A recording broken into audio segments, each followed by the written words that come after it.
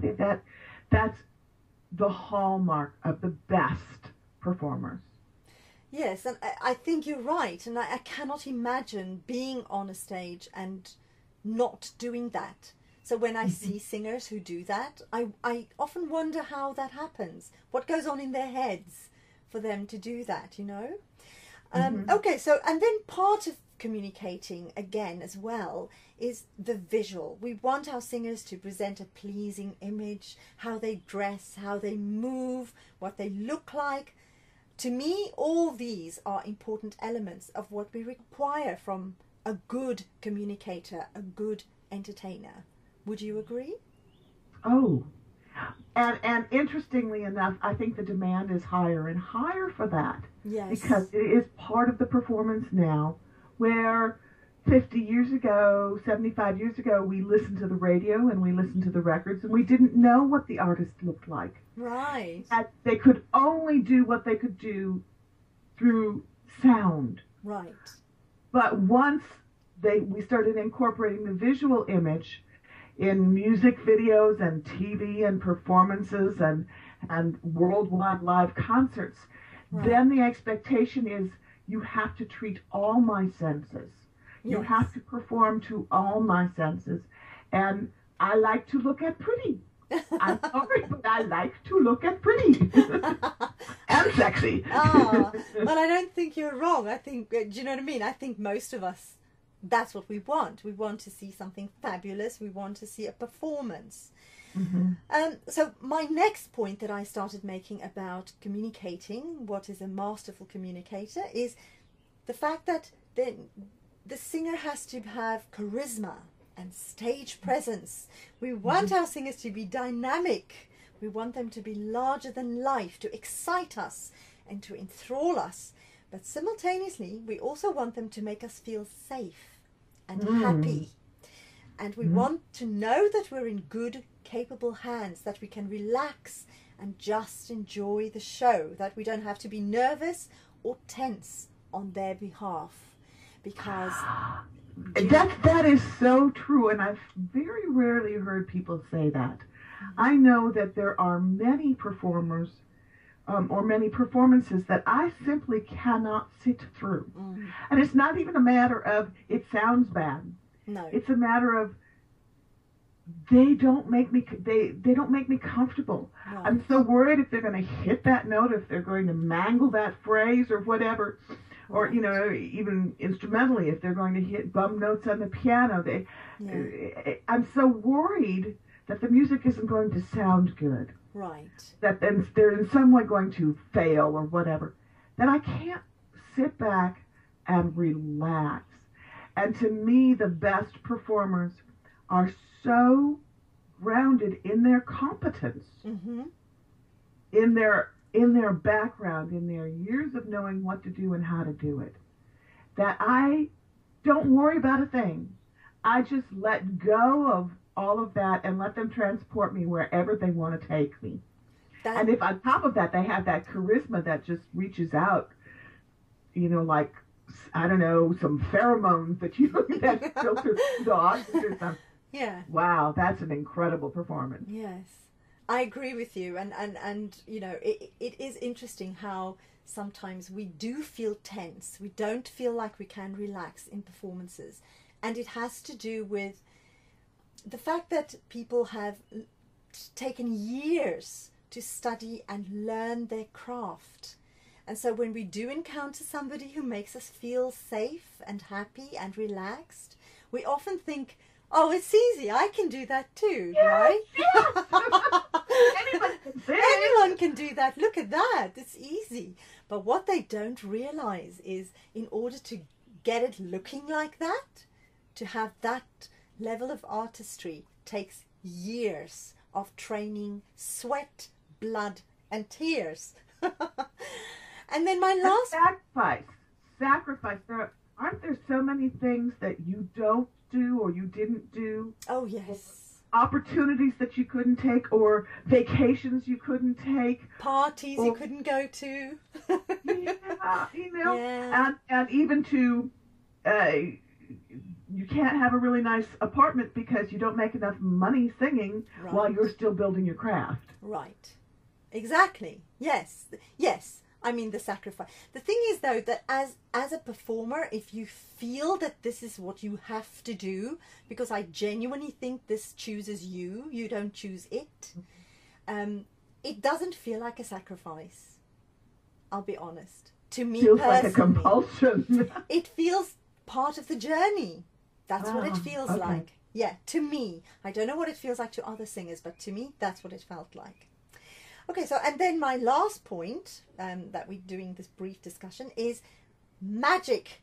We want to be enthused and to leave the show feeling satisfied, having experienced an exceptional, authentic, and confident performance. And I find sometimes I don't get that. You know, when you go to shows, you come away and you feel slightly dissatisfied and you don't know why. And I think it has to do with you know, this. you feel like they've done the show 100 times, and Right, they're no longer invested in it. right. So I'm not invested in it, or they don't care who the audience is or who is in the audience. I mean, they're just doing it by rote or whatever. And even if they're great technically, and the show is a great show, the lyrics are great, the book is great, you just don't feel that you're not communicating. That's it. That's it. They are not communicating. That's what it is. You see, you've put your finger on the button. That's what it is. Okay. Yeah, so those are my little notes that I thought is important for communication. But you, before we started this, you made a very good point. You were talking about a movie, Close Encounters of the Third Kind, and that fascinated me. So could you talk us through that a little bit, please? Well, I just thought that it was interesting that Close Encounters of the Third Kind, go rent it at your local video store if you don't know it, but it's all about communication. Right. And the compulsion to communicate with another life force or whatever. And when the aliens make first contact, what contact do they use to communicate? Music. Yes. Musical tones. They teach the humans who are listening musical tones. And then later, when you actually see them make the contact, official contact, with the big mothership or whatever, the humans are playing the same musical tones and waiting for a response. And how they first start to communicate with each other is through music. And then that music is translated into lights. Right. And there's flashing of different types of lights with the spacecraft and with the setup that the humans have. Right. So that we start with the auditory, and then we extend the communication into the visual. Right. And then when the aliens come out of their little spacecraft, what they do is they use hand signals to represent the musical tones. So that we have everything that we've been talking about that is communication represented in a science fiction music about how can we communicate with new beings. Yes. And I think that's cool. I think that's fascinating because, of course, I hadn't thought of it until you mentioned this movie. And I thought, oh, yes, that's a perfect example of showing us about communication. That's amazing. Yeah. So, to take this a step further, and I think you'll agree with me, a singer that stands out from all the other singers, for me, in his ability to incorporate all those elements and who communicates masterfully with his audience, is Adam Lambert. Absolutely. I think that those of us who have become enamored with him, it starts with the voice. Right. Like in the movie, starts with the auditory. Yeah. Starts with the voice. But then as we see him perform, the visual is enhanced, and the rapport with the audience enhances it further, and the back and forth. And I think you probably know he has an infinity tattoo Right. on his wrist. And when asked what it symbolized, he said it represented the flow of energy that happens during his concerts between himself and the audience, the give and take where they feed off of one another. Right. So we saw all that you're talking about, plus the incredible technique in this one performer, and he's one of the most exciting performers I've seen in years. That's what people keep saying. Everybody that I talk to, everybody that I read, you know, their blogs or messages that they send me, that's what they say, that he's very exciting to watch. And yes, I agree. I have watched him myself. I think he is very exciting. But it seems to me that it's difficult for many singers and performers to translate what they're doing on stage into every day. I mean, they may be great communicators on stage and have a great rapport on stage, but off stage, they either have to stay in the persona of the stage person, right, or their offstage person doesn't know how to incorporate those same skills.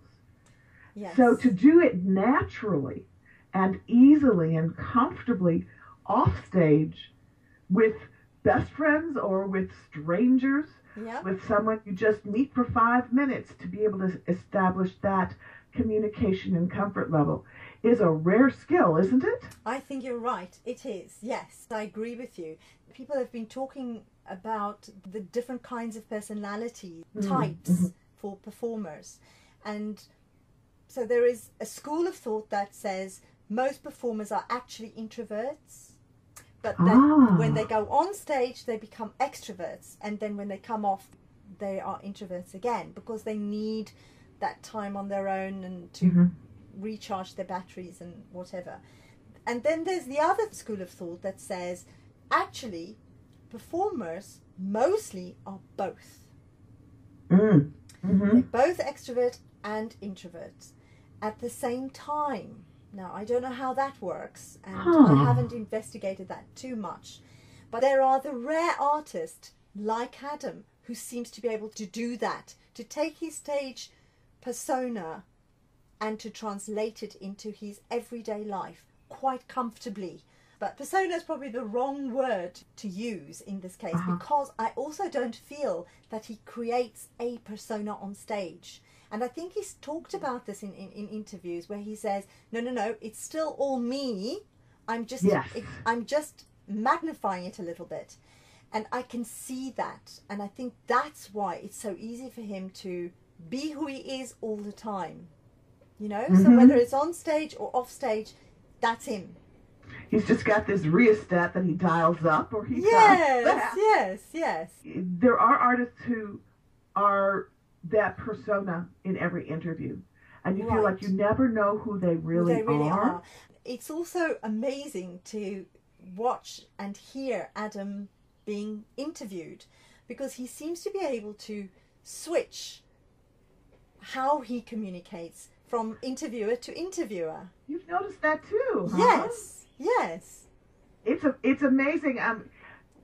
In my field, which is communication, right, it's not only the words, as you know, but it is everything else, the affect, the degree of formality, the degree of respect, the degree of use of idioms or use of erudite language or whatever. Right. All of that I have to be aware of so that I can provide an equivalent interpretation. Of course. So I notice these things